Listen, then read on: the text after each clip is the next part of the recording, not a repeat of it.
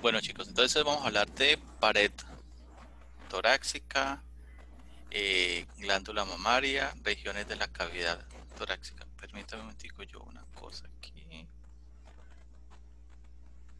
Listo, chicos. Bueno, entonces vamos a hablar de pared anterior de tórax, glándula mamaria y las regiones dentro del tórax. Entonces, cuando hablamos del tórax, vamos a hablar de aquella estructura que está delimitada por la presencia de unos huesos que van a ser las costillas. Recuerden que las costillas van a, dependiendo de donde la mire, desde la parte posterior hacia la parte anterior.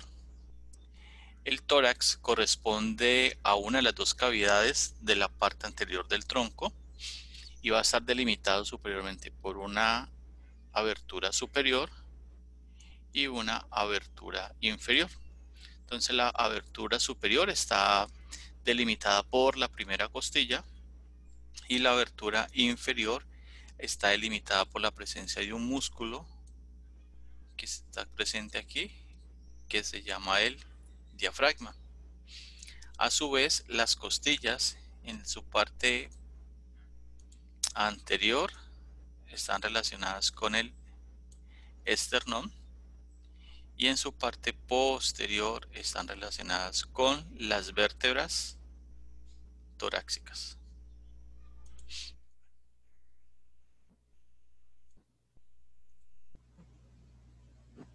Las costillas, entonces, en su parte anterior se van a relacionar con el esternón y el esternón es un hueso que va a presentar tres partes. Una parte superior que corresponde al manubrio, una parte intermedia que es el cuerpo y una parte inferior que corresponde al proceso sifoideo o apófisis sifoides. El esternón en el manubrio va a presentar unas estructuras en forma de U que se llaman las incisuras o escotaduras. Entonces aquí tengo la incisura yugular, que está en la parte superior. Si ustedes recuerdan cuando hablábamos de cuello, decíamos que eso servía como referencia para ubicar unos músculos infraoideos. Tenemos lateralmente la incisura clavicular, punto donde se articula el esternón con la clavícula. Lateralmente tenemos la incisura para la primera costilla y así sucesivamente. Entre el manubrio y el cuerpo vamos a tener algo que se llama el ángulo esternal. Y este ángulo external aquí se va a presentar un cartílago formándome una articulación cartilaginosa tipo una sincondrosis y se llamaría la sincondrosis manubrio external. Este ángulo me sirve como punto de referencia para la ubicación de la segunda costilla, pero también este ángulo puede ser abultado. Y cuando está de esta manera, posiblemente han visto personas así, se le dice pectum carenatus o coloquialmente pecho de paloma, o puede estar deprimido y se llamaría pectum excavatum, que corresponde a eso. Y en la parte inferior, entre el cuerpo y el proceso sifoideo, también tengo otra articulación cartilaginosa tipo sincondrosis que se llama la sifoesternal. ¿Listo? Ahora, las costillas se unen al esternón y por eso a ellas se llaman, por eso se llaman las costillas verdaderas. Recuerden que nosotros tenemos 12 costillas al lado y lado y son 24. De las 12, si hablo en términos de un lado, se le llaman verdaderas a aquellas que se unen directamente al esternón. Por eso son las 7 primeras. De esas 12, las 5 restantes se le llaman Falsas, flotantes. falsas porque no se articulan directamente al esternón. Y de esas 5 hay 2 que se les dice flotantes porque solamente están articuladas en su parte posterior, no por su parte anterior. Muy bien, entonces aquí tenemos las estructuras de una costilla. La primera y la segunda costilla, bueno, pero más que todo la primera, van a diferenciarse un poco de las terceras hacia abajo en su forma. Todas las costillas van a tener estas partes. Una cabeza que tiene dos carillas articulares, un cuello, un tubérculo, un ángulo, un cuerpo, y en el caso de esta costilla voy a tener un borde superior, un borde inferior, una cara externa y una cara interna, y en el borde inferior va a presentar algo que se llama el surco. La primera costilla va a presentar una cara superior, por ende una cara inferior. Voy a tener un borde interno, un borde externo, y tiene el resto: cabeza, cuello, tubérculo, ángulo y cuerpo. ¿Entendieron la diferencia entre la primera y, por ejemplo, esta que sería la tercera costilla? No, profe, ¿podría repetir? Listo, entonces explico cuál es la diferencia. La primera costilla está así, está paradita. Y la segunda costilla, bueno, de la tercera hacia abajo,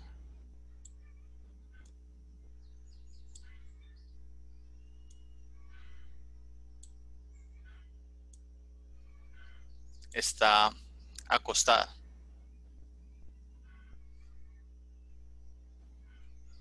Entonces, mira, la primera va a tener esta parte superior. Esto sería la cara superior.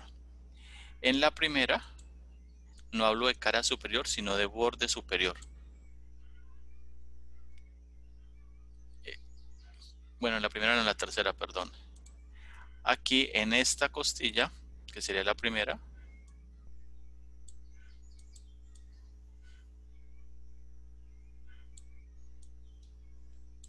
voy a tener un borde interno, y en la tercera costilla voy a tener una cara externa. ¿Sí ya la logran entender o no?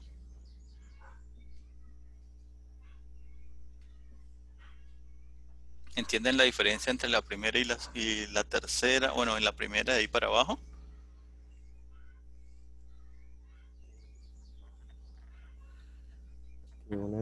Que la primera no tiene, o sea, lo que yo entendí es que no tiene lo de parte externa y parte interna, la primera.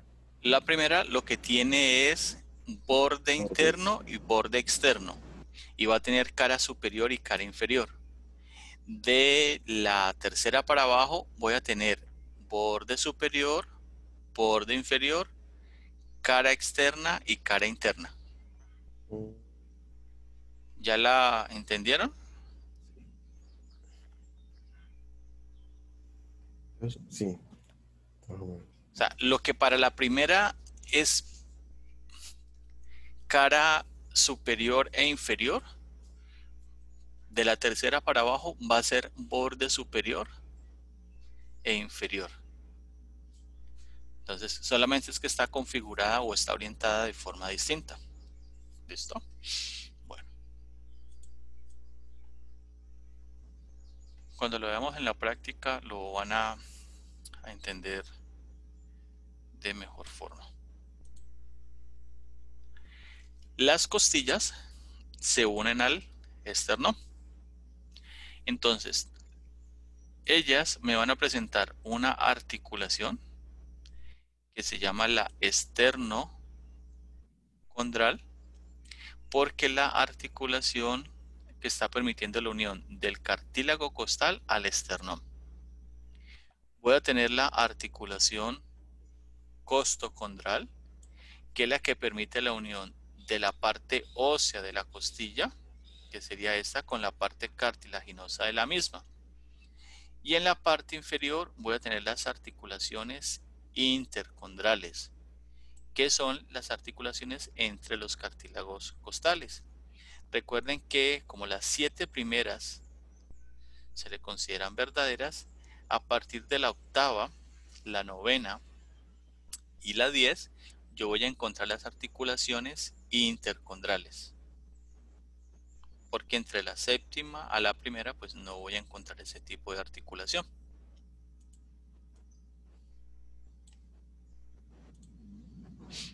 En la parte posterior, la cabeza de la costilla y el tubérculo de la misma van a presentar otro tipo de articulaciones. Entonces, si recuerdan la clase cuando vimos dorso, hablábamos que las vértebras torácicas presentaban una carilla articular superior a nivel del cuerpo y una inferior y una carilla articular en el proceso transverso.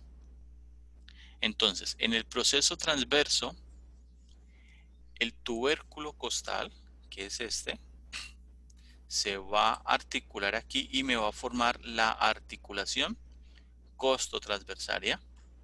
Y la cabeza de la costilla, si recuerdan que hablábamos que tenía dos carillas articulares, respectivamente la superior se une a la inferior, a la carilla articular inferior del cuerpo, y la inferior se une a la superior, y aquí se forma la articulación de la cabeza de la costilla.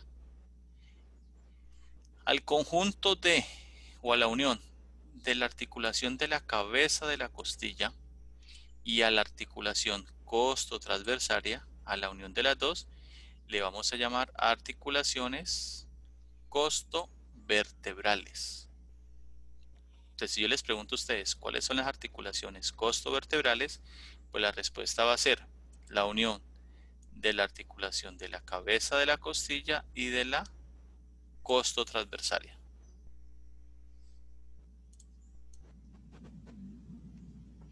O sea que una costilla, ¿cuántas articulaciones puede presentar? Como mínimo. 4. ¿Cuáles serían esas 4?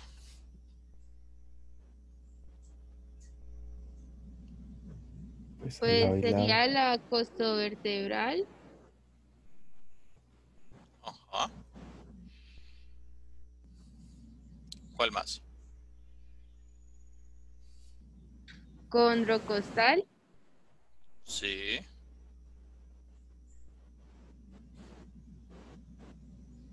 la esternocostal sí.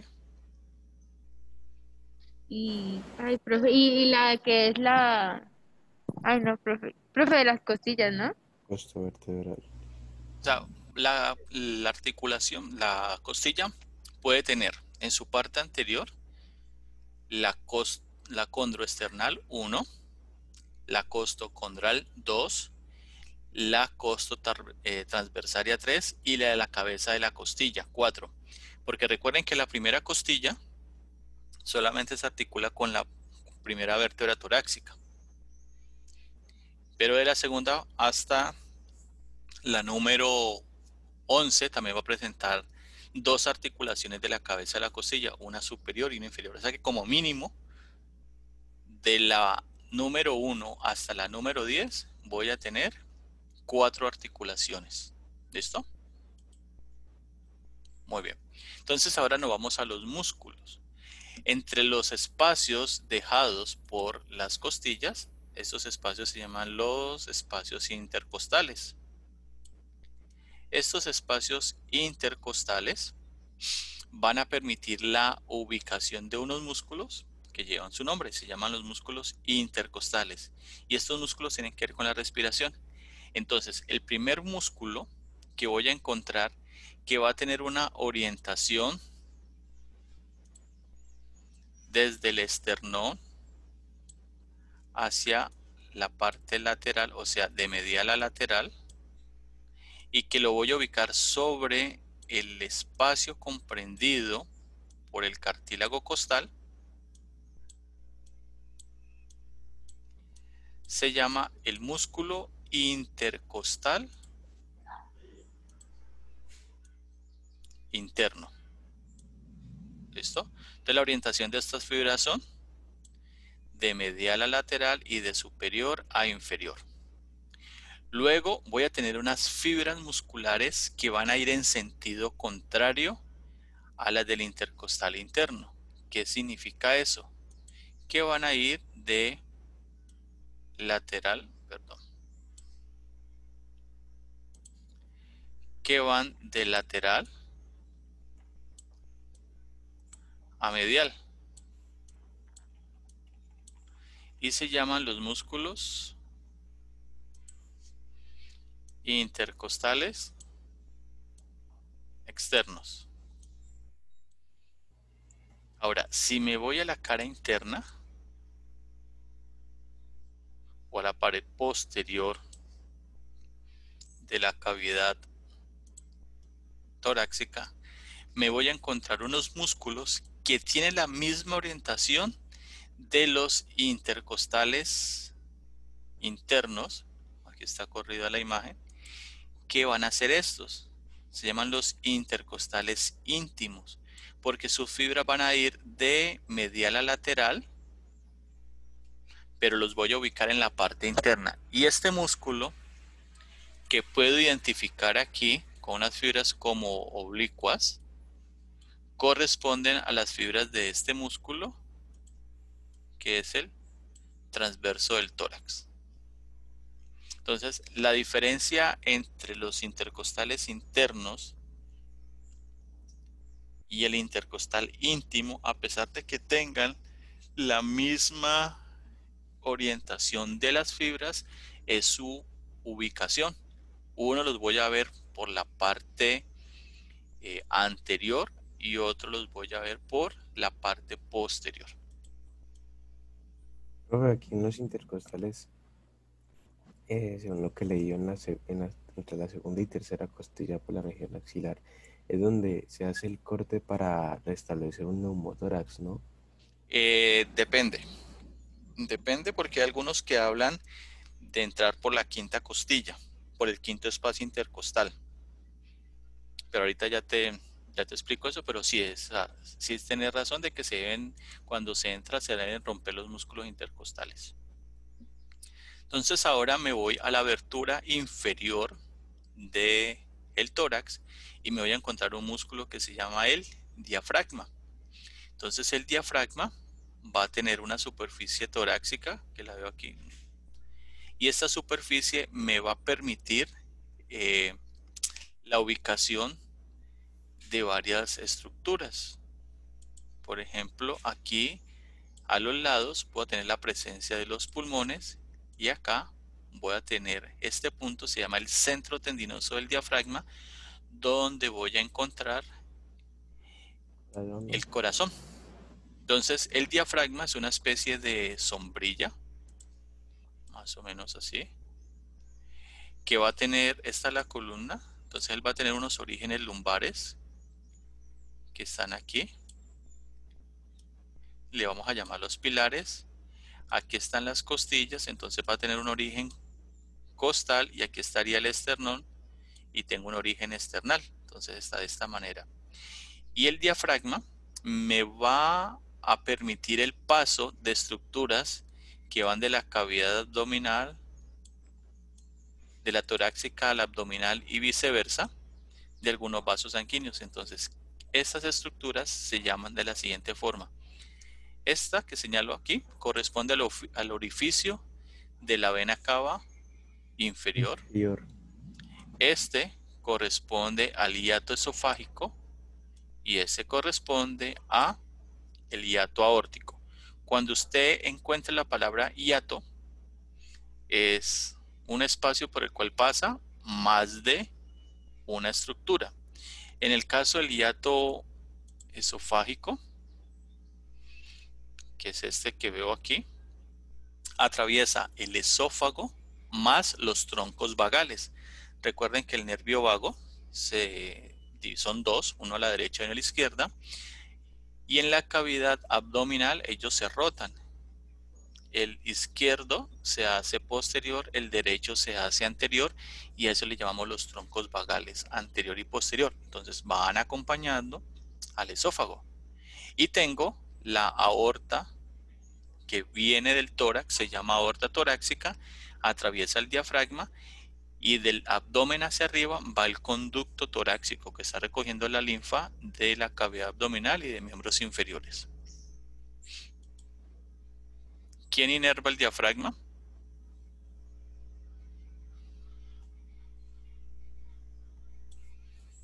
¿Vago? ¿Cómo? ¿El vago? ¿El vago? No, eso lo vimos en cuello. Espere.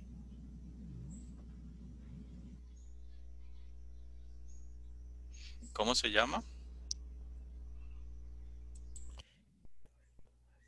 Nervio frénico. Te lo presento. Frénico. El nervio Frénico. frénico. Entonces recuerden que el nervio frénico se forma de raíces del plexo cervical, C3, C4, y una raíz del plexo braquial, que es C5. Entonces el nervio frénico se ubica anterior al músculo escaleno anterior, desciende lateralmente al pericardio, que es este tejido que cubre el corazón, y aquí lo vemos, y él llega al músculo diafragma. Entonces, cuando el frénico se irrita, hablamos de hipo. Lipo. Y cuando el frénico se secciona, se corta, vamos a hablar de una disnea, de una dificultad respiratoria. ¿Y por qué hay una dificultad respiratoria? Porque el diafragma, cuando se contrae, él va hacia abajo. Entonces, la parte del diafragma que no ha sido o que no está siendo inervada, pues obviamente no se va a poder contraer. ¿Listo?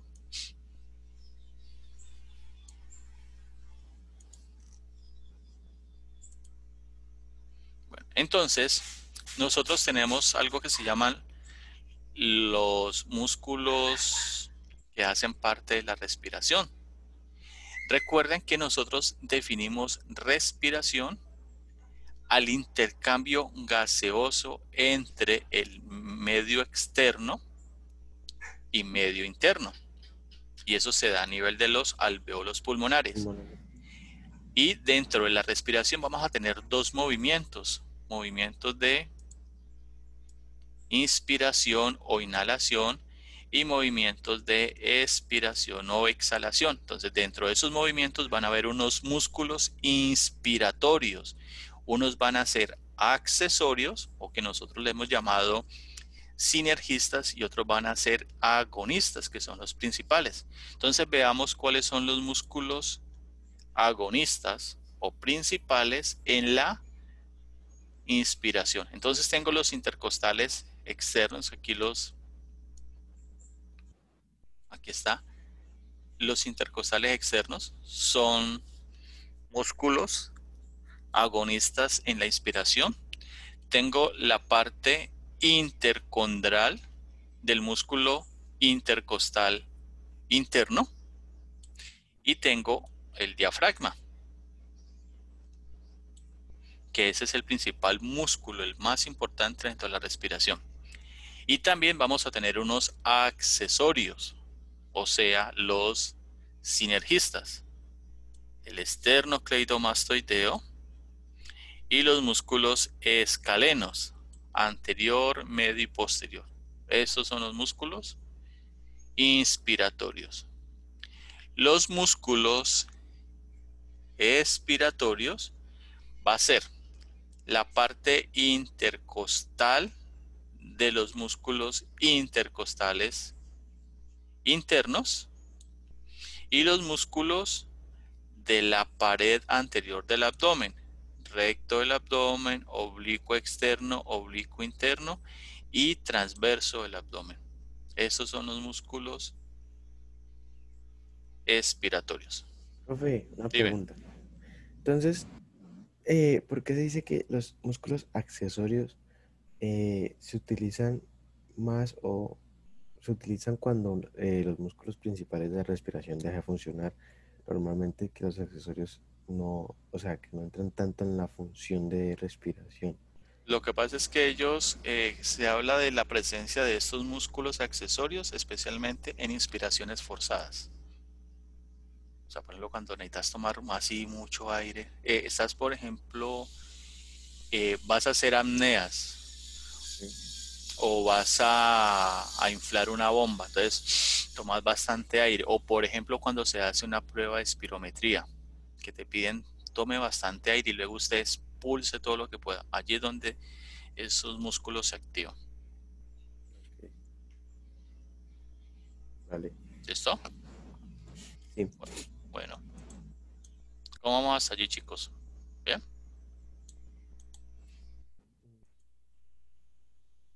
Entonces, dentro del tórax tenemos la glándula mamaria. Entonces, la glándula mamaria está presente en hombres y en mujeres, sino que por efectos de las hormonas, pues en las mujeres crecen, en los hombres no. Estas glándulas están ubicadas en la parte anterior al músculo pectoral mayor y van a presentar las siguientes estructuras. Entonces voy a tener una porción oscura que se llama la areola. ¿Qué es esto? Allí vamos a tener unas glandulitas areolares, que son esas pequeñitas. Va a presentarse la papila mamaria o el pezón, donde están los polos lactíferos, y hacia la parte interna va a tener la glándula mamaria como tal. Entonces la glándula mamaria va a presentar un conducto lactífero. Recuerden que la función es secretar leche. Va a haber un seno lactífero, que es donde se va a almacenar, y a través de la succión, en el caso de las mamás gestantes, pues la leche sale hacia la parte externa. Si la reviso en un corte lateral, la glándula mamaria la voy a ubicar entre la segunda y la sexta costilla. Van a presentar unos ligamentos que se llaman suspensorios, que son los que la van a sostener. Van a haber unos alvéolos mamarios o lobulillos glandulares. Y aquí pues voy a tener el conducto lactífero, el seno lactífero y ya luego el polo lactífero. La glándula mamaria va a estar rodeada o va a tener cerca de ella unos nodos linfáticos. Entonces tenemos los nodos linfáticos axilares que van a estar aquí, unos nodos linfáticos paraesternales que están presentes acá. ¿Y esto qué relevancia tiene? Por ejemplo, las mujeres que pueden presentar un tumor maligno, ese tumor puede hacer metástasis hacia estas regiones. Por eso normalmente a las mujeres que han presentado cáncer de mama les hacen un vaciamiento ganglionar aquí, en la región axilar. Entonces, niñas, ¿cómo se hacen el examen, el autoexamen de mama? ¿Sí se lo hacen ustedes? Sí. ¿Listo? Entonces, ¿cómo se hace? Se acuestan o estando de pie, comienzan a hacer movimientos circulares desde el centro hacia la periferia. Y la idea es que puedan detectar algún tipo de masita. Y que pues dependiendo de eso pues ya se comienza a revisar un proceso de exploración más profundo. Entonces aquí vemos, esto es una mamografía. Aquí está una lesión quística. Entonces hay un tumor que se evalúa para saber si es benigno o maligno. No siempre los tumores son malignos. A los hombres también nos da cáncer de mama. Entonces tenemos que evaluarnos y no solamente evaluar la glándula mamaria, sino que también debemos de hacer el autoexamen de testículo, porque también tenemos ese riesgo. Entonces tocarse los testículos para saber si encontramos alguna masita extraña por allí. Además de que al hombre también se le puede dar ginecomastia, ¿no, profe? Claro que sí, señor. Bueno, entonces dentro del tórax vamos a tener unas regiones y esas regiones se llaman las pleuropulmonares. Entonces las pleuropulmonares, recuerden que corresponde al espacio comprendido por los pulmones. Entonces tenemos dos, uno a la derecha y uno a la izquierda, y en medio de los dos se va a presentar un espacio que se llama el mediastino, que es donde está el corazón.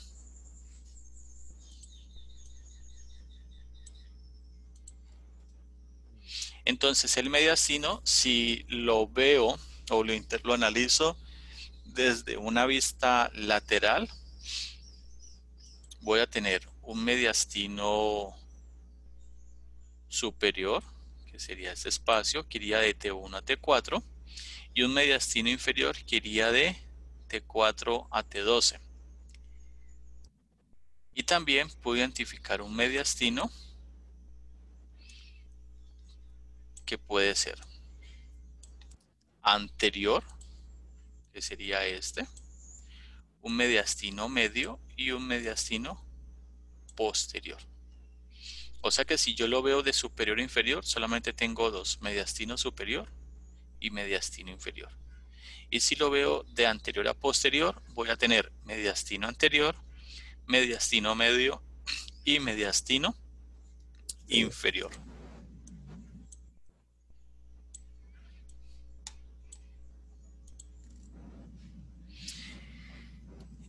En el mediastino medio voy a ubicar el corazón. Entonces voy a tener aquí en la parte superior mediastino superior, mediastino inferior. Recuerden que si lo veo en la vista lateral, pero si lo veo de anterior a posterior, voy a tener el anterior, el medio, que es el espacio ocupado por el corazón, y vamos a tener el mediastino posterior.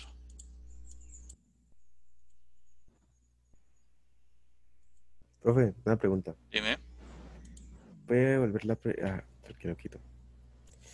contame. Ahora sí que ahorita la miramos. Decime. Usted, por ejemplo, ¿usted cuánto pensaría, digamos, que una persona tenga cáncer, ¿no? ¿Cierto? Y se le hizo metástasis. Y el tumor sea tan grande que presione una parte del mediastino superior. Y usted, o sea, yo tengo una abuela que tiene cáncer, ¿no? Ya está en la fase terminal. Y una vez leí en su historia clínica que tenía en la parte del mediastino, creo que era en el superior, el tumor la hacía presión. Entonces, usted en esos casos, una persona con un tumor así tan grande, porque ella además la tenía metástasis, tenía un tumor muy grande, ¿cuánto tiempo podría vivir?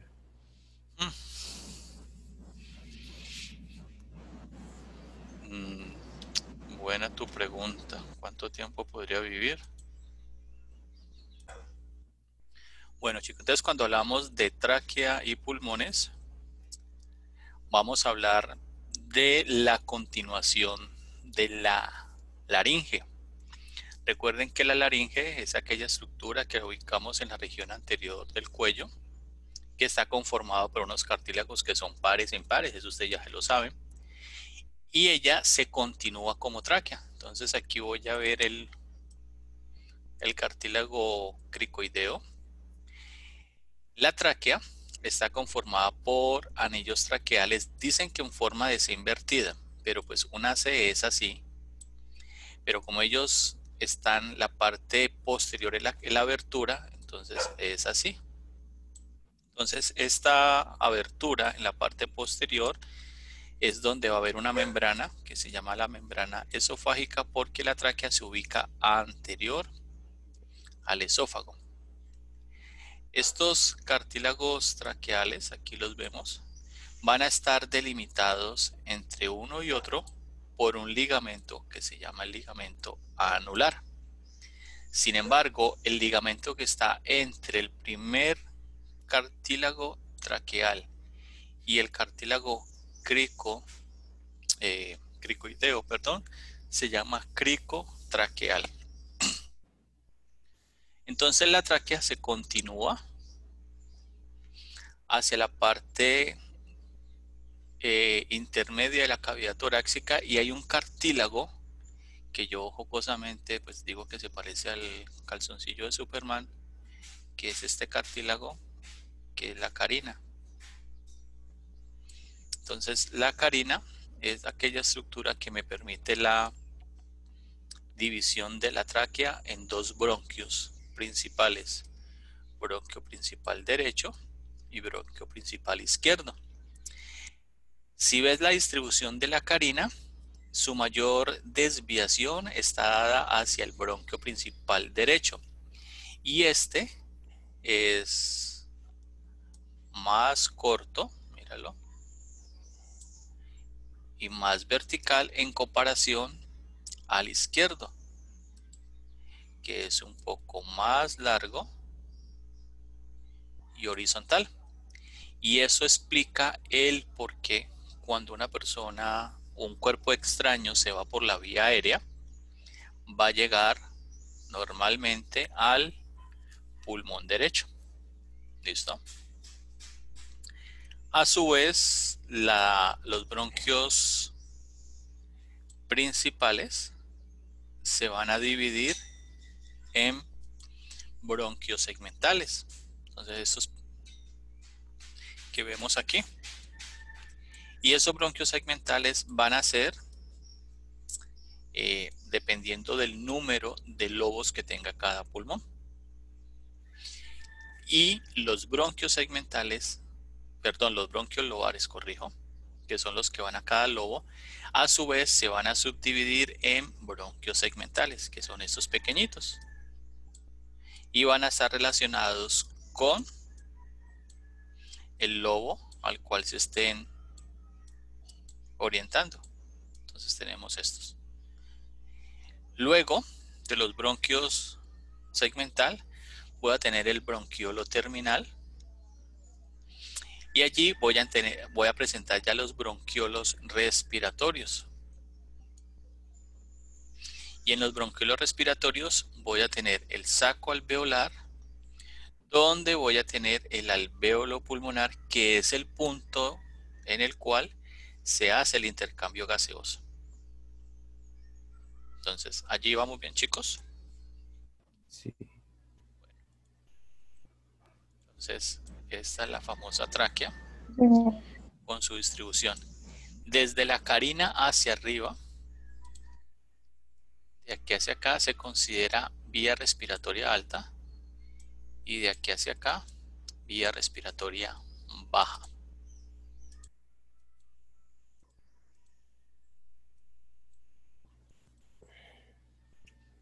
Entonces, aquí tenemos la clasificación de los bronquios segmentales. Entonces, esos bronquios segmentales van a presentar una letra, que es la letra S.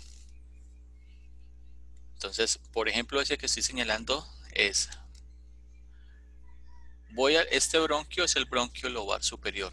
Y en el bronquio lobar superior voy a tener el bronquio ¿Segmento apical? segmental apical. AP, A mayúscula y P minúscula significa apical. Luego tengo el segmental posterior, segmental anterior. Me voy al bronquio lobar medio. Tengo segmental apical, mira la P minúscula, segmental lateral, segmental medial.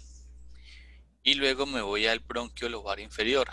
Y en el bronquio lobar inferior aparece otra letra, que es la letra B, que significa basal. Basal. Entonces voy a tener segmental, basal, medial, segmental, basal, posterior, segmental, basal, lateral y segmental, basal, anterior.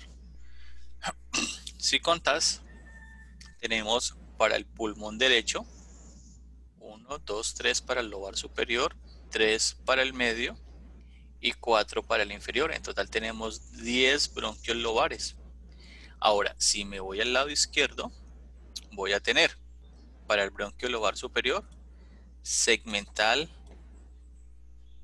ápico posterior, porque la P mayúscula ya no sería de apical sino de posterior, segmental anterior, y como en el bronquio, en el lobo superior del pulmón izquierdo tengo una estructura que se llama la língula, entonces tengo lingular superior, lingular inferior. Y en la parte inferior, en el bronquio lobar inferior, voy a tener segmental apical, mire que la P minúscula aparece allí, segmental basal medial, segmental basal anterior y segmental basal posterior. Si contamos en el pulmón izquierdo, voy a tener 3, 4, 5, 7 bronquios segmentales. Algunos hablan de 8, algunos hablan de 9. Pues en este caso aquí tenemos 2, 3, 4, 5, 6, 7. Perdón, aquí tenemos 8. Corrijo.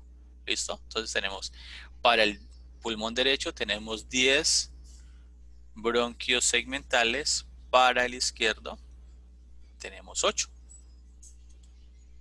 Ahora, en el cuerpo se pueden identificar, pero es complejo porque hay que tener muy en cuenta la ubicación espacial de los pulmones.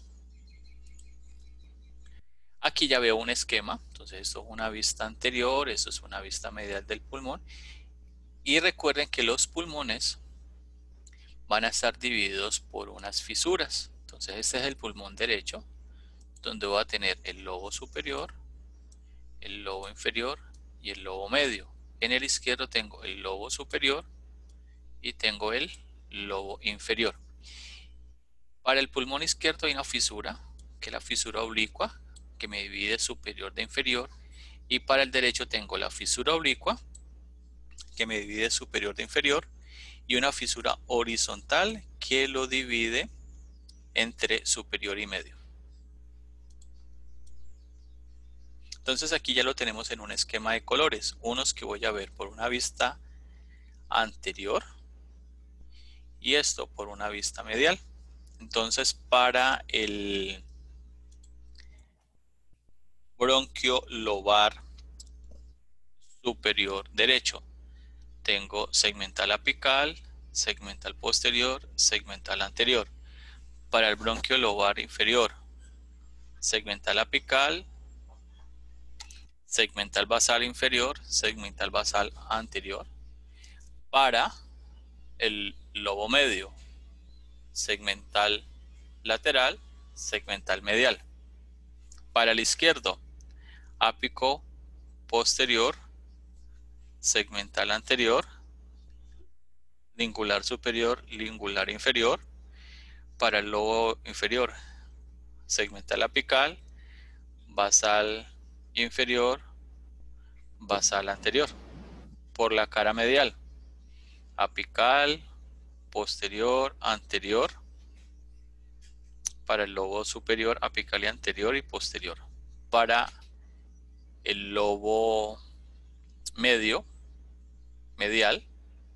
Y para el inferior tengo apical, basal posterior, basal medial, basal anterior, basal inferior. Y si me voy a la cara medial del pulmón izquierdo, tengo ápico posterior, anterior, lingular superior, lingular inferior, apical para el segmental inferior, basal posterior, basal lateral y basal anterior. ¿Listo? Entonces esa es la distribución del árbol. Muy bien. En los pulmones, como les dije hace un rato, se hace el intercambio gaseoso. Entonces el intercambio gaseoso va a hacer aquella función fisiológica en el cual a través de la sangre que es transportada desde el corazón por medio de una arteria que se llama la arteria pulmonar, que es esta que identifico aquí, lleva la sangre, que es sangre venosa, y ahora cuando veamos corazón explicamos el por qué, a los pulmones, y en el saco alveolar, a la altura de los alvéolos, se hace el intercambio gaseoso. Y tengo la vena pulmonar, que ustedes aquí la ven pintada de rojo, recoge la sangre que ya ha sido oxigenada. Bueno, la sangre no, sino que se hace un intercambio de gases. La sangre va a tener mayor concentración de oxígeno y se va a ir hacia el corazón. O sea que aquí el punto neurálgico va a ser el corazón para poder realizar el bombeo. Entonces volvemos a la cavidad torácica. Hablábamos de dos regiones, la pleuropulmonar derecha, la pleuropulmonar izquierda. Y en este corte transverso, con orientación de anterior a posterior, tengo mediastino posterior, mediastino medio y mediastino anterior. Y en el mediastino medio, pues me voy a encontrar el corazón. Profe, Primero, pregunta. Entonces, usted decía, pues por lo de la sangre ya es por lo de las válvulas, las 4 válvulas del corazón que aquí ya entran a funcionar, ¿no? sí señor, La eso es lo que vamos a hacer. pulmonar, la tricúspide, la Tricúspide, la aórtica, bicúspide y la aórtica, pulmonar, tricúspide y bicúspide. Entonces, los pulmones desde la cavidad pleuropulmonar van a estar recubiertos por un tejido epitelial de revestimiento que se llama la pleura. Entonces, la pleura, en relación con los pulmones, la pleura es como un empaque que va a presentar dos láminas, una externa que sería la pleura parietal y una interna que está adherida al pulmón que se llama la pleura visceral, y entre los dos se genera un espacio que se llama la cavidad pleural. Los pulmones en relación con la pleura van a presentar unos espacios que a nivel de la parte superior del pulmón, que es el ápex, tengo la cúpula pleural. A nivel del mediastino voy a tener el receso costomediastinal, o sea, quiere decir que hasta ese espacio puede llegar el pulmón. Y hacia la parte inferior tengo el receso costodiafragmático. Mira hasta donde llega el pulmón. Está llegando hasta la 9ª costilla, pero no hasta la 8ª, pero mira que se puede extender hasta la 10ª. Y eso se llama el receso costodiafragmático. Porque recuerden que el pulmón, él se alarga, se hace lateral y medial y se hace anterior y posterior cuando está en el proceso de inspiración. Entonces, profe, cuando hay un neumotórax, Entra aire. el pulmón entra aire en la cavidad pleural. En la cavidad pleural, sí señor. Y esto hay que sacarlo rajándole con una agujita, ya miramos. una aguja. Entonces aquí tenemos una cara medial del pulmón. Este sería el pulmón derecho. Ya vimos las fisuras. Espérate, la flechita. La fisura oblicua. Entonces me delimita lobo superior del lobo inferior. La fisura horizontal que me delimita lobo medio del lobo superior. En su cara mediastinal va a presentar algo que se llama el ilio, que es este. Entonces aquí que va a tener un bronquio principal, una arteria que está pintada de azul y una vena y unas venas que están pintadas de rojo. El pulmón va a tener unas partes. Entonces hacia la parte inferior va a tener la cara diafragmática, va a presentar una cara costal, un borde anterior y un borde posterior. Como el corazón está en medio de los dos pulmones, se va a presentar la impresión cardíaca, y esta corresponde a la marca que deja el corazón en relación con los pulmones en su cara mediastinal. En el pulmón izquierdo obviamente es mucho más grande porque el corazón está orientado hacia el lado izquierdo. Entonces aquí tenemos la fisura oblicua que me delimita el lobo superior del lobo inferior, tengo su cara diafragmática, tengo la língula, tengo el borde anterior y aquí tendría el borde posterior. Y aquí usted ve como unos surquitos.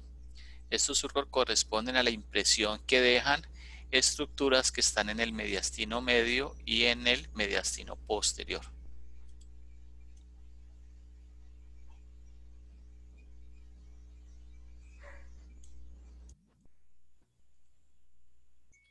Aquí entonces ya estamos viendo el esquema de la pleura. La más externa, ¿cómo se llama? Pleura parietal. La parietal. Y la interna es la visceral o pulmonar. Y entre los dos está la cavidad pleural. Y esta cavidad es la que se puede llenar de líquido, de sangre, de materia purulenta o de aire. Entonces aquí vemos un corte transversal. Recuerden que yo les decía que la pleura en relación con el pulmón o las diferentes partes del pulmón, pues va a tener como unos nombres, unos espacios. Hacia la parte superior tenemos la cúpula pleural. Hacia la parte medial, la pleura mediastinal. En la región costal, la pleura costal. Y hacia la parte inferior, la pleura diafragmática. O sea que esos son como los espacios relacionados con el pulmón y la pleura cuando están ubicados. Profe, Aquí entonces vemos, dime. uno cómo hace, por ejemplo, uno cómo hace para ver o hacer el corte bien para solamente atravesar el tejido pleural parietal para que salga el de aire en caso de un neumotórax o tenga líquido, porque de pronto uno se puede pasar y cortar el pulmón. Ya te voy a decir. ¿Listo? Entonces en esta placa de tórax, entonces tenemos a parte superior la cúpula pleural, el número 2 la pleura costal, el número 3 la pleura mediastinal y en el número 4 la pleura diafragmática.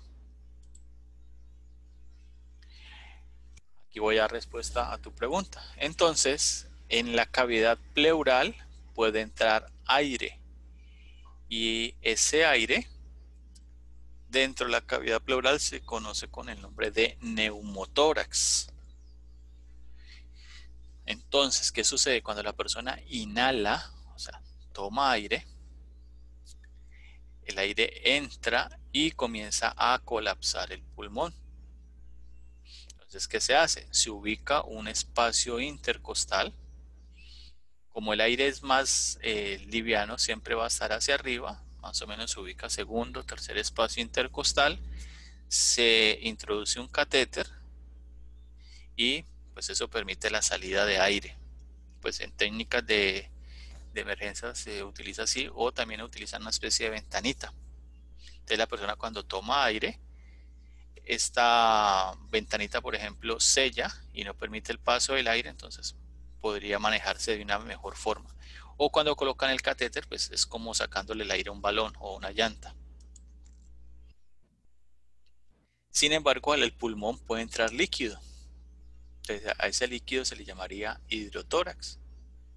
Entonces es una acumulación inflamatoria de líquido seroso en una o en ambas cavidades pleurales. También puedo tener un hidrotórax quiloso, que es presencia de quilo, o sea que es tejido linfático en esta cavidad. También puede tener una combinación de hemotórax y eumoneumotórax, o sea sangre y aire. Con aire. Entonces cuando pasa eso, se hace un procedimiento que se llama la toracocentesis. Entonces, ¿qué hacen? Entran hacen un corte sobre el borde superior de una costilla, o sea, en un espacio intercostal, tomando como referencia el borde superior. ¿Por qué no se hace por el borde inferior? Mire que aquí la imagen me muestra 3 punticos y eso corresponde al paquete BAM, que es vena, arteria y nervio intercostal. Entonces, si haces un corte aquí y lo haces sobre el borde inferior, probablemente puedas lesionar este paquete van. Entonces, siempre que se haga el procedimiento, se hace sobre el borde superior, el punto medio entre el borde inferior y borde superior de un espacio X. ¿Qué estructuras voy a romper? Entonces, lo primero va a ser piel. Segundo, tejido graso. Luego voy a tener músculos. Músculos. Luego me voy a encontrar los músculos intercostales con sus respectivas fascias. Y luego voy a romper la primera pleura. ¿Cuál sería? Parietal. La parietal. ¿Debo seguir o me quedo allí? Me quedo ahí, ¿no? Se supone. Se debe quedar allí porque ya estoy en la cavidad pleural. Porque si sigo, pues ya rompo la visceral y ya estoy dentro del pulmón. Y ahí sí, pues, el daño va a ser mayor. Los pulmones, entonces, Profe, dime. una pregunta. ¿Y a qué se deben esas Entonces tenemos unos nodos, tenemos unos ganglecitos y unos conductos linfáticos que van a estar presentes. Entonces tenemos aquí los nodos pulmonares, los broncopulmonares relacionados con los bronquios principales, los traqueobronquiales inferiores y superiores, los nodos traqueales que van a estar a la derecha y a la izquierda, y ya los nodos cervicales profundo e inferior y los broncomediastinales. O sea, ¿qué pasa? Todo esto está llenando linfa que luego va a ser, digámoslo, vertida al sistema venoso para que llegue al corazón y vuelva a comenzar a circular. O sea, ellos son como vías paralelas que acompañan al sistema circulatorio.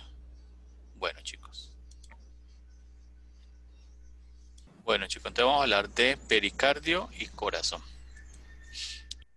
Cuando hablamos de pericardio, pues entonces tenemos que referirnos inicialmente a la ubicación del corazón. Entonces ya vimos que existen unos espacios que se llaman los mediastinos.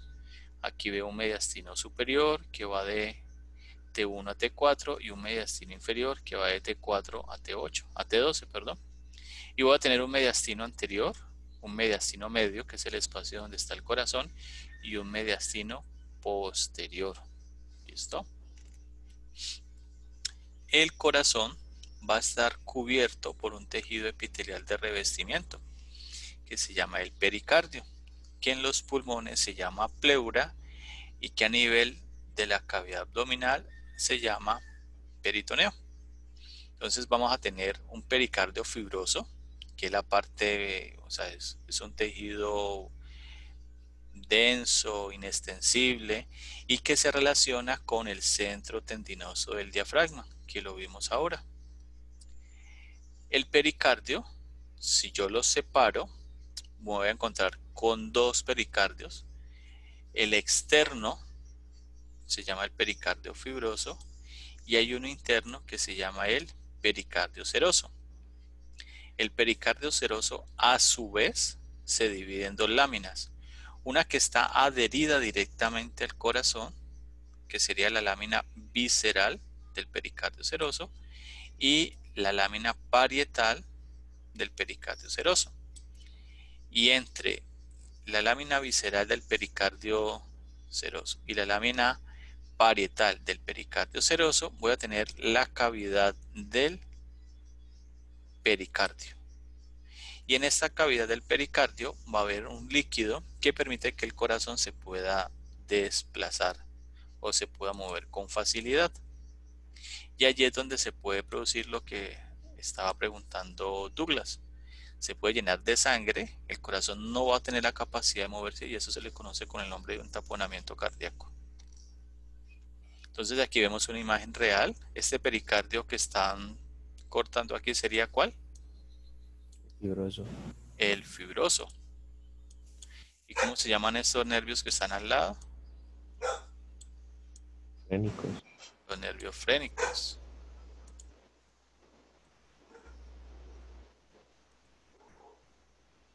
Entonces ya lo retiraron. ¿Y qué encuentro aquí?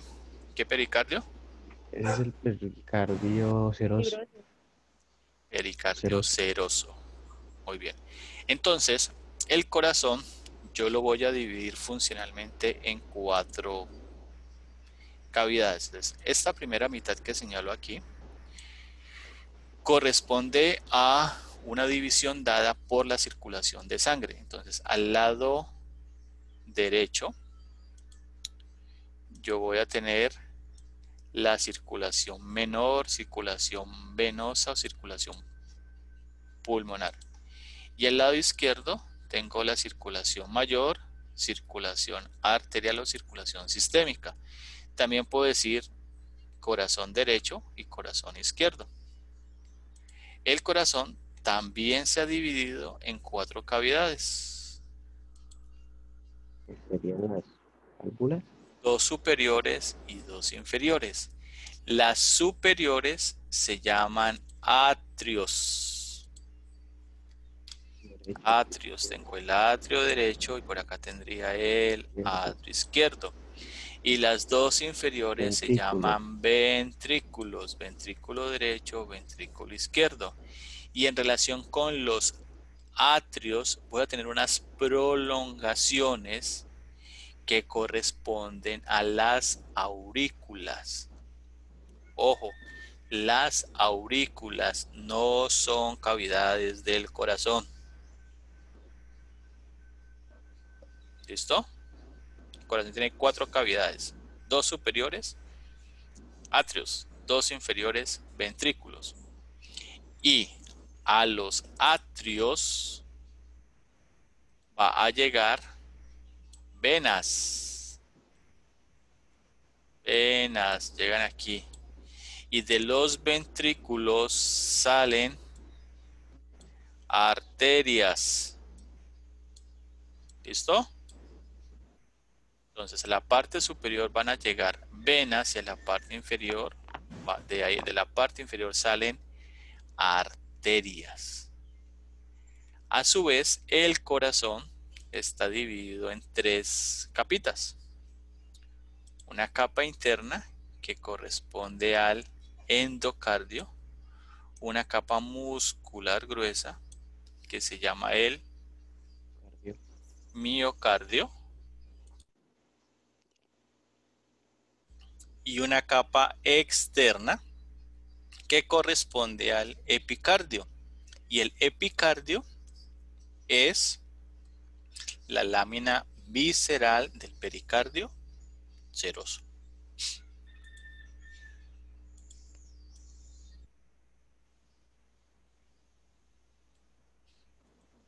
¿Cómo vamos? ¿Bien? Bien.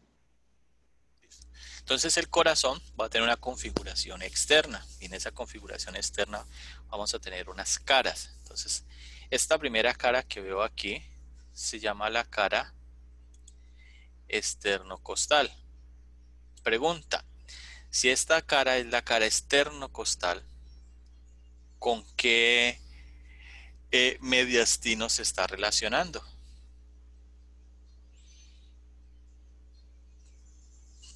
El esternocostal. ¿Con qué mediastino?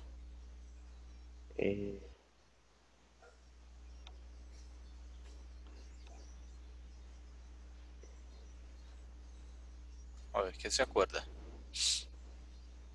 Ahí dice medio. Mediastino anterior. Anterior. Anterior, chicos. O sea, la cara esternocostal está relacionada con el mediastino anterior. Entonces, en la cara esternocostal, ¿qué estructuras voy a identificar? Las siguientes. Entonces tengo el atrio derecho, la aurícula derecha, una estructura aquí que se llama el surco coronario, ventrículo derecho, cono arterioso o bulbo arterioso, tronco pulmonar, arteria aorta ascendente, surco interventricular anterior, apex, que corresponde al ventrículo izquierdo, y el ventrículo izquierdo. Esas son las estructuras que yo voy a identificar en la cara externo-costal.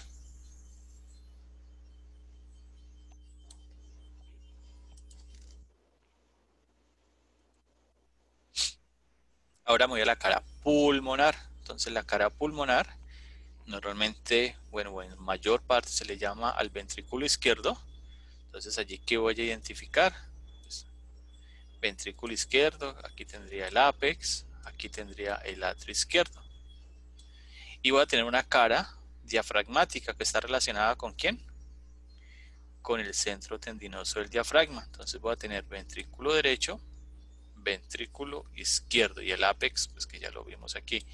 Y hay un septo en la parte posterior, al igual que en la parte anterior, que es una pared que se llama la interventricular posterior o septo interventricular, que forma unos surcos, interventricular posterior e interventricular anterior.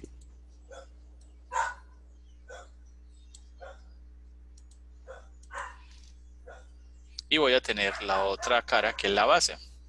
La base es la parte posterior. Y en ella, ¿qué encuentro?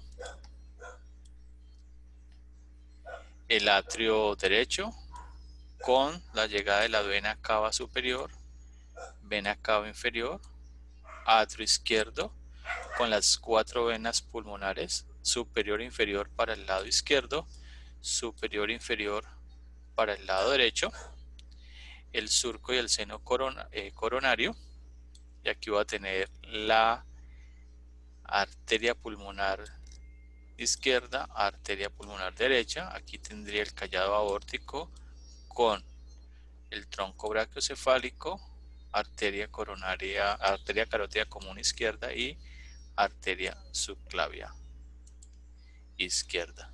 ¿Listo?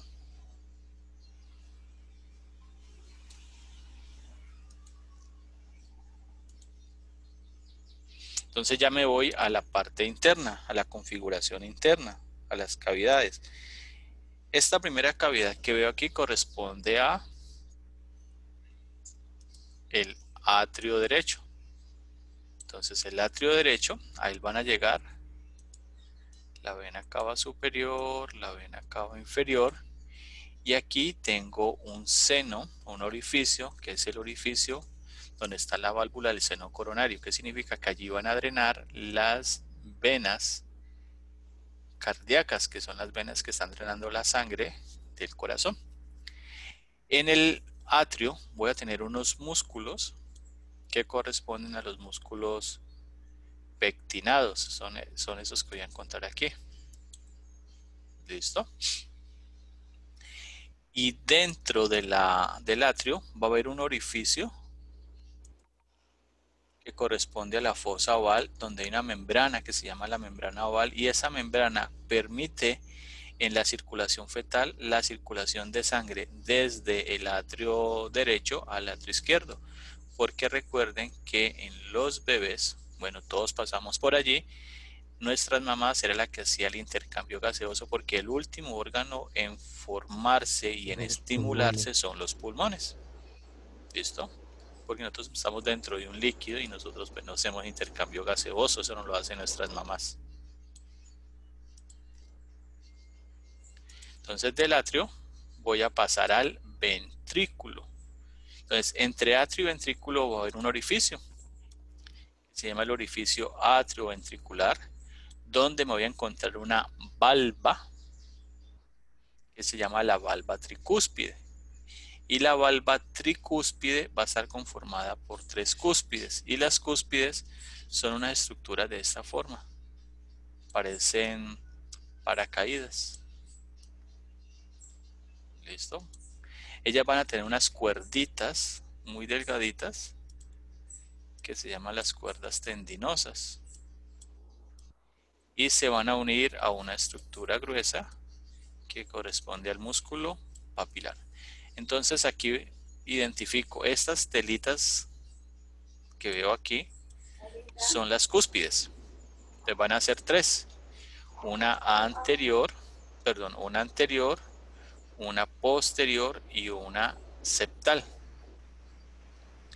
Esas cúspides van a tener unas cuerditas aquí delgadas que se llaman las cuerdas tendinosas. y se van a unir a unos músculos que están dentro del ventrículo que se llaman los músculos papilares. Que si tengo 3 cúspides, voy a tener 3 músculos papilares, septal, posterior y anterior. Los músculos, o sea, en la pared del ventrículo se van a generar unos espacios que se llaman las trabéculas cárneas o trabéculas carnosas. Y en algunos textos ellos hablan de que estos trabéculas cárneas o carnosas corresponden a músculos papilares secundarios. ¿Listo? Y voy a tener unas trabéculas o bandas moderadoras, por ejemplo esa que va del septo hacia el músculo papilar anterior. ¿Del ventrículo qué sale? Arterias. Sale una arteria. Profe, Entonces aquí, dime. entonces está bien. Por ejemplo, usted pregunta, bueno, en el examen, entonces, pues yo conozco como las válvulas, como válvulas. Si yo pongo válvula mitral, tricúspide, pulmonar o aórtica, ¿se vale? Valva, como tal, sí. Lo que pasa es que la válvula es la estructura que conforma la valva. Ok.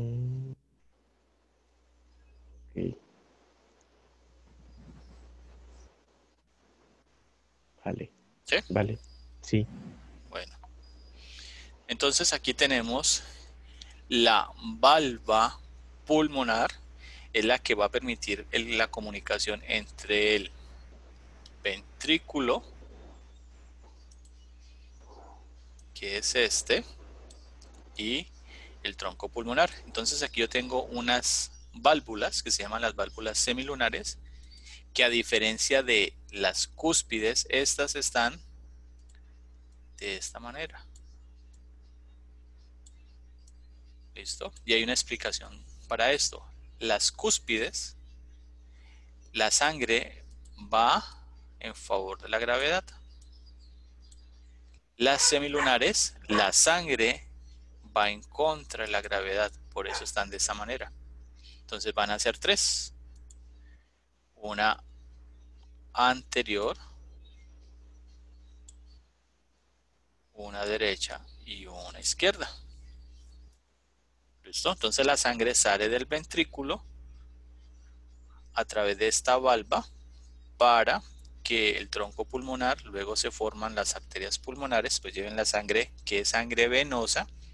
Por eso está la única arteria que lleva sangre venosa, la lleva a los pulmones. ¿Listo? Por eso si ustedes veían el esquema a nivel de los pulmones, veían que las arterias estaban pintadas de color azul y las venas de color rojo. Y es por eso. Entonces ya me voy al otro lado. Bueno, aquí está lo de las cúspides, que ya se las mostré. Entonces ya me paso al lado izquierdo. Entonces al lado izquierdo, ¿qué va a tener? El ventrículo izquierdo, que se va a comunicar obviamente con su atrio izquierdo. Va a haber un orificio que se llama el orificio atrioventricular izquierdo, donde va a haber la presencia de 2 cúspides. Una cúspide anterior y una cúspide posterior. Por eso se llama la valva mitral o valva bicúspide. El ventrículo izquierdo, mire que su miocardio es muy grueso. ¿Y alguien me podría decir por qué es tan grueso? Mire el espesor. Mire lo grueso que es. ¿Alguien me podría decir por qué es tan grueso? Porque pues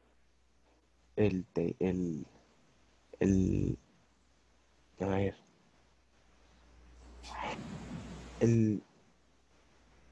no puede ser, no tiene que ver con el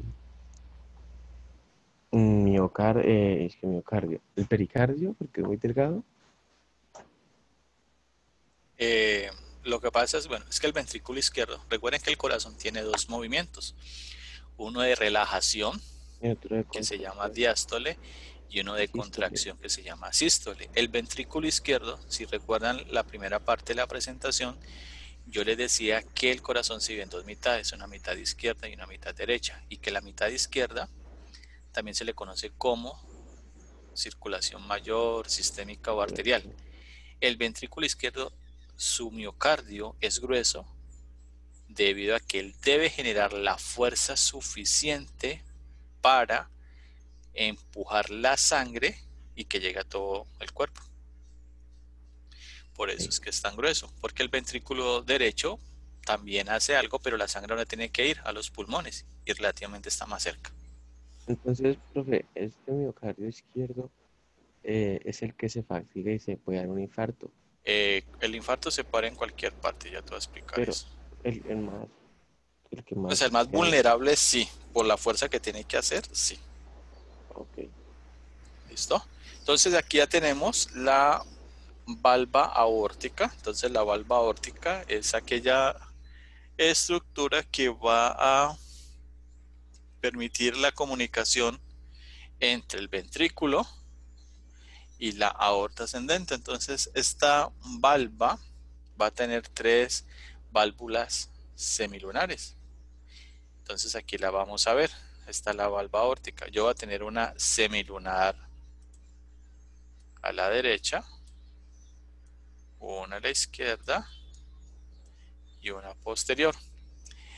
La del lado derecho y lado izquierdo presentan un orificio pequeño. Como la sangre va en contra de la gravedad, entonces lo que se devuelve va a llegar aquí y eso va a permitir la formación de las arterias coronarias derecha y arteria coronaria izquierda.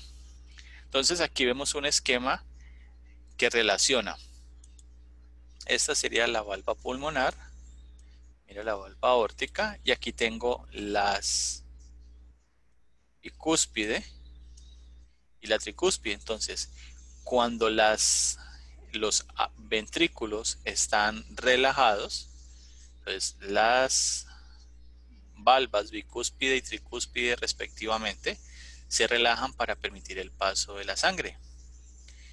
Mientras tanto, las pulmonares y la aórtica están cerradas, o sea, están contraídas para evitar el paso de la sangre. Y aquí cambia. Las cúspides de la valva tricúspide y de la mitral están contraídas y estas están relajadas. ¿Por qué? Porque la sangre está saliendo del ventrículo hacia el tronco pulmonar y la aorta ascendente respectivamente. Profe, pregunta. Dime. Entonces, por ejemplo, en los movimientos cardíacos que pues diástole y sístole, aquí ya es cuando uno identifica los soplos cardíacos, ¿no? Sí, Digamos señor, que claro, porque las válvulas de, se sellan o no se ajá, sellan. entonces uno dice, un soplo por la parte de la válvula pulmonar. Exactamente. Aquí tenemos entonces las válvulas semilunares de la valva aórtica. Ellas van a presentar un punto donde se unen que se llama la lúnula y un borde libre que se llama el nódulo. Y aquí están los orificios que van a permitir la formación de las arterias coronarias, derecha e izquierda respectivamente. Muy bien, entonces aquí vemos un esquema en un corte coronal que se ha hecho del corazón. Entonces mira el septo o tabique que les hablaba yo, que divide los dos ventrículos. Y acá entre los atrios habría otro. Entonces mira la relación que hay entre ellos. ¿Qué arterias me irrigan el corazón? Bueno, entonces esas arterias son ramas de las coronarias. Entonces, de la válvula semilunar derecha, tengo la arteria coronaria derecha, que es esta, que me va a ramas para el cono arterioso, para el ventrículo derecho en su parte anterior, la marginal derecha. Voy a tener las ramas para la aurícula derecha y para el atrio derecho. La coronaria izquierda me va a ramas, es la más cortica, entonces está la coronaria, me da una rama que se llama la interventricular anterior. Me va a dar unas que se va a ir hacia la parte posterior que se llama la circunfleja, que son ramas de la coronaria izquierda. Esto es en la vista anterior. En la vista posterior voy a tener la marginal izquierda, que es esta, las ramas para la parte posterior del ventrículo izquierdo, las ramas para el atrio izquierdo, la interventricular posterior, que es una rama de la coronaria derecha, la marginal izquierda, que es una rama de la coronaria izquierda, y las ramas para la pared posterior del ventrículo izquierdo, que corresponde a ramas de la coronaria derecha. Entonces, profe, en estas arterias jóvenes también aquí es donde se da la arteriosclerosis Las cardíaca. arterias. Ya, Sí, pero cuando la patología de arteriosclerosis, ahí se dan no, la arteriosclerosis se puede dar en cualquier en arteria. cualquiera. Lo que pasa es que son más vulnerables las arterias coronarias porque su diámetro es más pequeño. Es por eso. Ya te explico ahorita el tema. ¿Quiénes drenan la sangre del corazón? Las venas cardíacas. Entonces vamos a tener una vena cardíaca magna o mayor que va a estar acompañando la interventricular anterior. Una vena cardíaca parva o menor que va a estar hacia el lado derecho. Hacia la parte posterior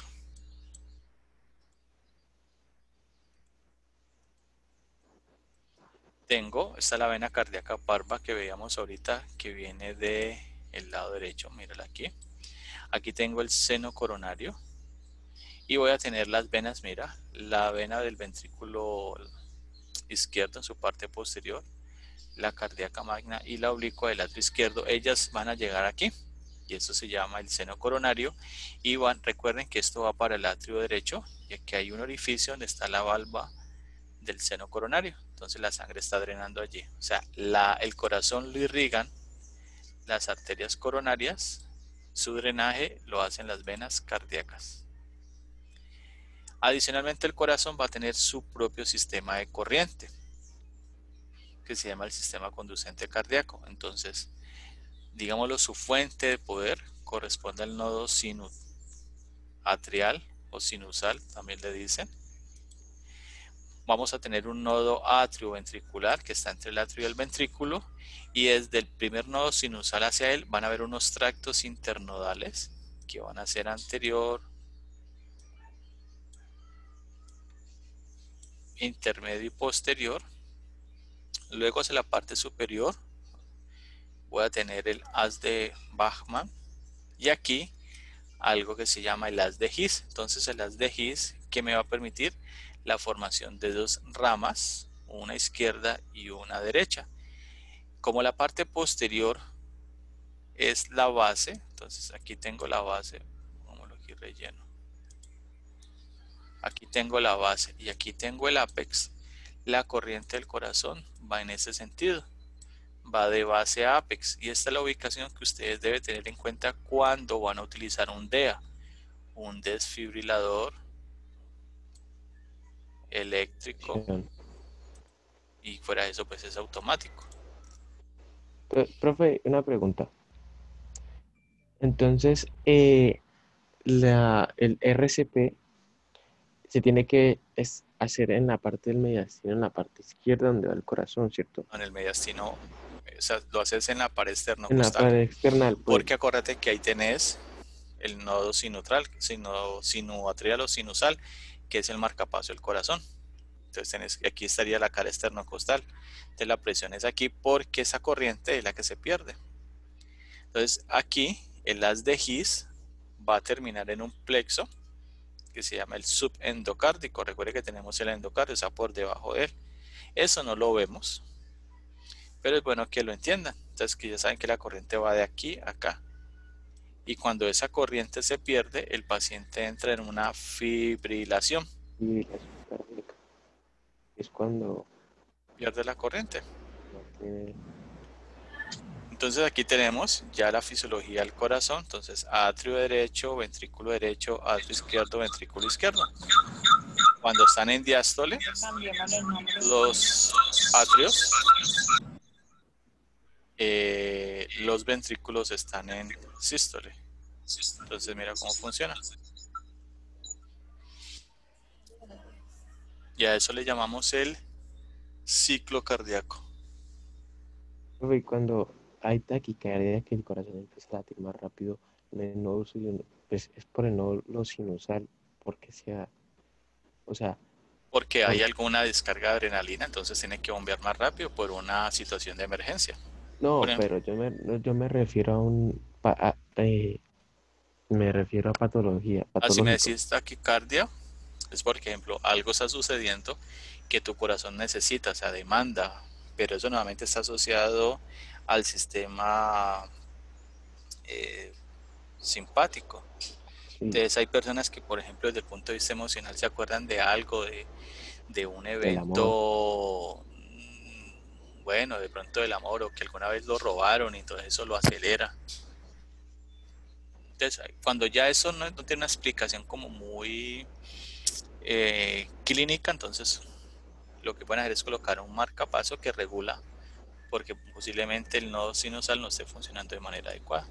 Y el marcapasos va en la parte del nódulo sinusal. Sí, ahí lo colocan. Pues lo colocan más arribita y colocan unos cablecitos que le envían el impulso. ¿Quién inerva el corazón? Entonces tenemos por la parte del componente simpático. Me lo va a inervar nuestro viejo y conocido amigo, el nervio vago. Hago. Y en el componente simpático, entonces pues nos va a dar una cadena simpática a partir de unos ganglios. Entonces que comienzan en el ganglio cervical superior, nervio cardíaco, que es un nervio del ganglio cervical superior, ganglio cervical medio, abajo tengo el nervio cardíaco del cervical medio y sigo descendiendo hasta llegar acá. Entonces, aquí, ¿cuál es el tema? El parasimpático te permite el funcionamiento de tu corazón o del corazón de manera normal.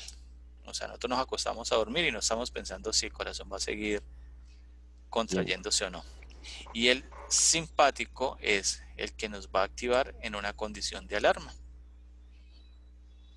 por acción de unas hormonas. Puede ser la adrenalina, Adrenalina que se endorfina. forma en las glándulas suprarrenales. Entonces, ustedes, ¿qué van a hacer en algún momento? Van a escuchar, van a auscultar los ruidos cardíacos. ¿Y qué es lo que van a escuchar? Pues el abrir y cerrar de las valvas. Entonces, la aórtica, la pulmonar, la mitral y la tricúspide. Cúspide. Entonces, usted coloca el fonendo, pone el diafragma allí y escucha cómo se abre y cómo se cierra. El corazón, específicamente las arterias, se pueden obstruir y a esta obstrucción está dada por unas placas ateromatosas. Esas placas ateromatosas entonces disminuyen el volumen interno de la arteria y a esta obstrucción le llamamos ateroesclerosis. O sea, es la presencia de placas ateromatosas en la parte interna. Y una ateroesclerosis va a llevar a que la parte externa de la arteria se vuelva rígido y a eso le decimos una arterioesclerosis. Profe, esa es presencia de grasa, ¿no? Eso, todo eso es Y grasa. eso es tejido grasito. Pero está dado Y, desde muy pequeños por unas células que se llaman células espumosas. Parece que genéticamente estamos condicionados para eso. ok. Aquí tenemos un infarto. Entonces, ¿un infarto qué es? Es una cadena, o sea, una secuencia lógica, primero de una isquemia que es falta de irrigación, o sea, no le llega sangre al corazón o al tejido. Entonces, cuando no le llega, eso se llama isquemia. Cuando el tejido se muere por culpa de la falta de irrigación se llama una necrosis tisular. O sea, nosotros tenemos infartos. Nosotros no tenemos preinfartos. ¿A qué paciente con preinfarto? No. ¿Usted tiene un infarto o no tiene un infarto? ¿Usted está en Pero, embarazo o no está en embarazo? pero Es ¿por que qué estoy se dice mediano. preinfarto? Porque está mal dicho. Hay unos signos que te pueden indicar la presencia de un infarto. Por ejemplo, hay algo que se llama un evento isquémico temporal. Entonces las personas piensan que es un infarto, ¿no? O sea, muy probablemente es un infarto, pero preinfarto como tal no existe. Es Entonces, como, ¿estás en embarazo o no estás en embarazo? No, es que estoy claro. medianamente embarazada. Profe, entonces, los que, por ejemplo, yo he visto que los que he leído que los síntomas de un infarto, digamos, es que la parte del brazo izquierdo como que le duele, se empieza a dormir, el dolor de Hay pecho, varios signos. Hay sudoración, eso se dolor llama, excesivo, eh, hay diaforesis, diaforesis. las personas se ponen pálidas, hay un dolor irradiado hacia el lado izquierdo, hay dificultad para respirar, hay una angina de pecho que es un dolor y hay un evento compresivo. Puede que sí, entonces ¿qué es lo que tienen que hacer? Pues llevarlo al médico, tomarles unos exámenes, tomar un electro, tomar unas muestras de sangre para mirar qué está sucediendo allí. Y el infarto, pues, pues, sí, la Lo, isquemia es por falta de irrigación, pero también a su vez, pues, si no hay irrigación hay oxígeno, ¿cierto? por Porque, lo mismo, pues, o sea, es que tiene el fundamento, tiene que llegar sangre. Si no llega sangre, no te llega oxígeno, pues baila, se muere el tejido. Entonces aquí tenemos, esta por ejemplo es la coronaria derecha, tenemos una obstrucción de ella, que lo que se hace es un bypass. Entonces mira bypass que cardíaco. de la aorta ascendente pegan una venita, normalmente la safena magna, y la colocan por delante. Aunque ahora pues yo he visto que colocan el stent, que es como una especie de resortico que O separa, mallita, ¿no? una mallita que separa esto. Pero pues eso tiene que ver mucho con nuestros hábitos Alimentos. alimenticios, estilos de vida, etcétera, etcétera. Profe, esto aquí en el corazón, hay un o sea, un tratamiento y no que un procedimiento, digamos que semiquirúrgico, quirúrgico, que es que le meten como una aguja, como un alambre por todas las arterias Sí, y donde ponen el eso se stent. llama En- espérate, me acuerdo. Ah, espérate, eso es. Bueno chicos, entonces no es más por hoy.